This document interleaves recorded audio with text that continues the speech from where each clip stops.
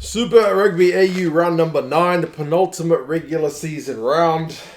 Interesting place to comp is that, and the Brumbies are going to be second, the Reds are going to be first, and then there's a bit of a scramble between the Force and the Rebels for that third spot. Maybe the Tars could pick up a couple of wins, but yeah, we'll see what happens, man. Should be an interesting last couple of rounds, but yeah, like I said, the top of the table is at this point already decided because of the way the results panned out last week. But either way, we'll go through the two games this weekend, one Saturday, one Sunday, the lineups, some of the stats, and yeah, you guys can let me know your thoughts on how things might end up going. The first one is the Force and the Waratahs. The Force broke their drought against the Waratahs back in round number 3. It was a hard-fought 20 points to 16 win, but it was a win, and since then the Force have gone and picked up another one, so they are 2-4 in fourth spot. The Waratahs are none from 6, but in a couple of their games they've looked better. So it's going to be hard to see them,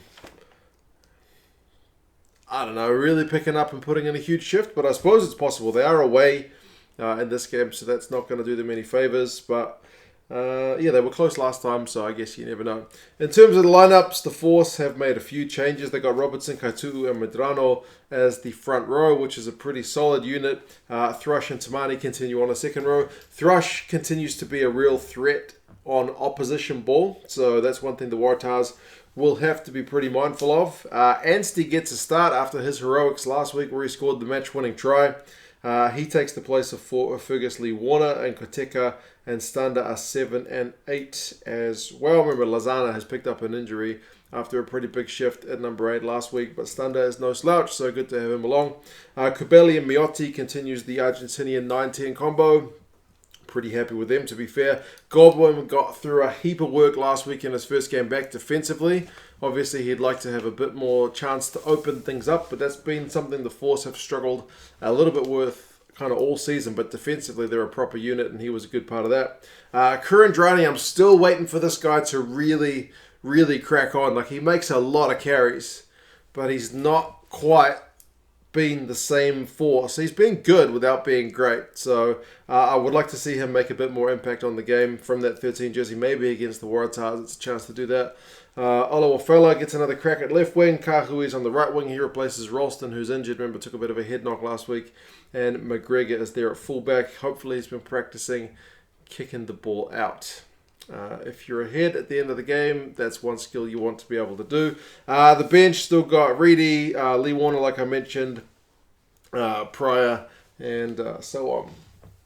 For the Tars, they have had to make a couple of changes. The biggest one, I guess, is Will Harrison. He's done for the season, so they've brought in Ben Donaldson, who's a 22-year-old guy, seemingly pretty inexperienced at this level. There was some talk that Tane Edmed should get the crack at 10 because he's got a bit of Super Rugby experience, but Donaldson is in the deep end up against an international in Miotti, but he's got some experience inside him with Jake Gordon as captain and 9. Foketi and Parise is the midfield, so I don't know, man. Like, Parise is a good attacker, and Foketi I think has been pretty decent as well, so if they can crack on and beat that man mountain that is Kyle Godwin, then they could get some pay, but he's going to make them work for it. Ram, Newsom, and Maddox is a pretty useful back 3, to be fair, as well. They all pull in pretty good stats. Front row is Bell, Parecki, and Harry Johnson-Holmes, so I'm not too sure which side's going to get on top at scrum time. It's probably 6 of one, half a dozen of the other. Hugh Sinclair gets a start in second row. Max Douglas is alongside him, same as last week. Swinton, Tizano, and Will Harris is also the same back row. Faulkner's on the bench. Kerr, Jeremy Williams is on the bench this week. So, yeah, it's going to be, I don't know, it's a hard one to call, but the fact that they've got a rookie at 10 would probably see the Force being pretty clear favourites, but who knows, man. The competition's been tough to predict at times. Head-to-head stuff, clean breaks is an area where the Force have really struggled to get that penetration. They're the 5th team in Super Rugby AU by quite some way. Even the Waratahs have had 43 clean breaks in the season. The Force have had 27. They are 5th by a mile. Their average gain line, like the Waratahs aren't great when they carry, they get an average of 3.2. Magic numbers around 4. 3.2 is well below, and then the force are at 2.7. So they do struggle in those areas. However, they're better at looking after the ball. This is an area where the Waratahs have had a horrendous time. Turnovers conceded in the same number of games. The Tars 102, the force 70. So by that, you would expect the Waratahs to attack and then drop the ball, and then the force to maybe pound themselves on the defensive effort that is the Waratahs. However, the Waratahs have the worst defence in Super Rugby AU. Kind of not surprising given they've got a none from 6 record, whereas the force are actually at second in terms of their tackling percentage. So they may not be the best on attack, but as I mentioned with Kyle Goblin being a great example, they've got it in some areas where it counts. Defenders beaten, the Waratahs have had about 34 more. So yeah, both scrums have been poor, as I mentioned, kind of a hard one to call. The Force have the worst scrum stats and the Tars second worst. So yeah, it's going to be an interesting one. Individuals, I do appreciate from the Waratahs, Carlo Tizzano. He's been putting in a massive shift during his time. Wee bit underrated because maybe he's on a side which is getting flogged every week. Not every week, but they've been flogged quite a few times. He's made the most tackles in Super Rugby AU by a mile. He's got 109. And Koteka, who's really impressive for the Force, is second with 89. So, yeah, that's a big gap between 1 and 2. But both guys are proper class. But I'll go with Tizzano as your key guy for the Waratahs this week. Now, interestingly for the Force, I honestly reckon they've benched their key guy. And I'm a bit of a fanboy, maybe. I always talk about him, Fergus Lee Warner. I reckon he should be on Dave Rennie's sites. If you look at him, he's the top carrier for the Force, and he's 5th overall in Super Rugby AU. He's the Force's second top tackler after Koteka, and he's 5th overall. And he's the Force's second best line-out winner, and he is 9th overall in the competition. So he's on the bench, and I get it, because Anstey had a good bit of heroics last week, but if Lee Warner comes on, I think he can make a bit of impact. So we will see. We will see. The bookies have got the Force by 7 points, so converted try. The Rugby Forecast algorithm goes one step less, and says it's going to be the Force by 5. So we'll see how that one goes. The next one is the Rebels and the Brumbies. Now the Brumbies know their fate is secure, and in their lineup you can see that they are not wholesale changes, but they've made quite a few changes. The Rebels have had to make a few changes, especially with Reece Hodge being out for the season is a particularly cutting one. These guys did play in round 3, and kind of like the Force and Waratahs game, it was also a close one. Brumbies 27, Rebels 24. So that was kind of back in the times when you were thinking maybe the Rebels are going to be the clear third team and they'll be around about the same level as the Reds and the Brumbies. But it didn't end up happening. They finished with a record thus far of 2 and 4. They're quite far behind the undefeated Reds and then the Brumbies who are 5 and 2. There's a clear gap seemingly between 2 and 3. But at that time, it didn't seem like it, man, because the Rebels on their day seem to be able to put in a proper shift, but they don't have enough of those days. But yeah, 27-24 the last time they played. The Rebels have kept things relatively stable, same front row, or have they changed Elof and Gibbon? Hansen, Farmosili, and Elof's on the bench. Gibbon, Hansen, and Farmosili is 1, 2, 3. Leota and Hosea is the second row.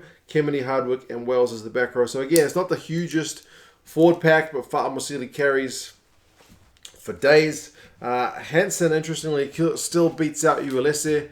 I'll have to check how many starts each one of the guys has had, but for a guy who, just a few years ago was going to be the next Wallabies hooker for a long time, I know he's had a heap of injuries, but Uelese hasn't really made a huge kind of impact in terms of being like the outstanding guy. It's the veteran Hansen who's taken the front runner's job. Powell and Tamua 19. I thought Powell played really well last week. Good balance of distribution and sniping to keep the defenders on their toes.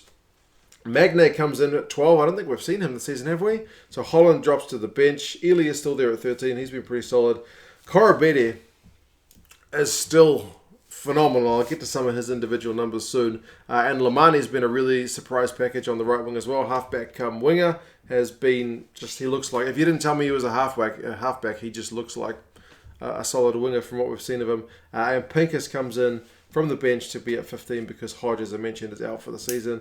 Elof or Sodoni's the backup front row. Now they've named an interesting Sorry, Elof, Orr, and Saldoni are the 3 choices they've got for their props, but they're going to cut 2 of the players because they've named an extra large bench. They've got Ross Haley-Petty there, but he may not end up playing, so they've named a full bench and decided they will reduce 2 by game day. So it's a wee bit of a confusing one. Yeah, when I saw that, I was like, Ulysses, Elof, Orr, and Saldoni. I was like, Saldoni become a lock, but no. The Brumbies have got Seo starting this week ahead of Slipper, who drops to the bench. Fainga and Alatoa is 2 and 3. Swain and Neville 4 and 5. So it's like not wholesale changes there. But then James Tucker comes up from the bench to start at 6. Rory Scott's in for Cusack at 7. And Rob Baltini shifts to 8. Samu's not playing. Lonergan gets a start at 9. Nick White's on the bench. Lolosio still at 10. Kunzel gets a start at 12 after being on the bench last week. Ikitau is still there at 13, so no Simone. Wright, Muirhead, Banks, same back 3. So not wholesale changes, but big change in the back row. Change at 9, change at 12, and change at loose head. So now's the time to do it, to give some guys some more minutes. Interestingly, Will Miller seems to have come out of retirement. He retired young, wanted to go to the farm, and now he's back playing. He's on the bench, so be cool to see him get some minutes as well. Now, the head-to-head stuff between these 2 teams, they've had the same number of clean breaks, 57 apiece. But remember, the Brumbies have played 7. The Rebels have just played 6. So they are able to generate attack. But then you look at the tries, 33 to the Brumbies, 8 to the Rebels. I know the Brumbies have played more games, and a lot of their tries come from that man, Folau Fainga, on the back of a maul. But yeah, that's a drastic difference. They've got lineouts which are pretty contrasting. The Brumbies are first with an average of 92% on their own ball, whereas the Rebels are 5th overall in Super Rugby AU, struggling with an 86.6 successful percentage. So yeah, the Brumbies' defense is better. They're the first team compared to the 4th team for the Rebels in terms of average tackles, but the Brumbies have had 5 yellow cards in this season, just the 1 to the Rebels. So be interesting to see if the Brumbies can keep all 15 guys on the paddock, if the Rebels can score some tries. Speaking of scoring tries, Marika Korobidi, man, he's the first in Super Rugby AU for clean breaks. He's the first for carries. He's 2nd for defenders beaten. He's 2nd for run meters. He's 1st for offloads. He's got not a try to his name. It's unbelievable. He's been huge, but he hasn't scored a try. Surely he's going to get there. He's got 2 games to get it done. Neville for the Brumbies. It's not a real sexy position being a big bit of second row, but he's got the most line-out wins in Super Rugby AU. Remember I mentioned the Brumbies having the top line-out percentage. He's a big reason for that. He's had 37, the next best is 33, and he's had the 3rd most tackles in Super Rugby AU, so he's putting in a real shift as well. It's a good effort from the big man, putting in effort in those kind of key areas you would expect from him as a lock. Now, the Brumbies are 5-point favourites with both the TAB, which is the tab, if you want to call it that way in Australia, the bookies, and 5-point favourites with the Rugby Forecast algorithm. So, yeah, despite the fact they're away from home, the Brumbies go into this one as favourites. And with that record, that may seem pretty, to make sense pretty well, but remember they've shifted things up with some key areas. But anyway, should be an interesting couple of games. Super Rugby AU this weekend. How are you guys feeling? Can the Waratahs break their duck?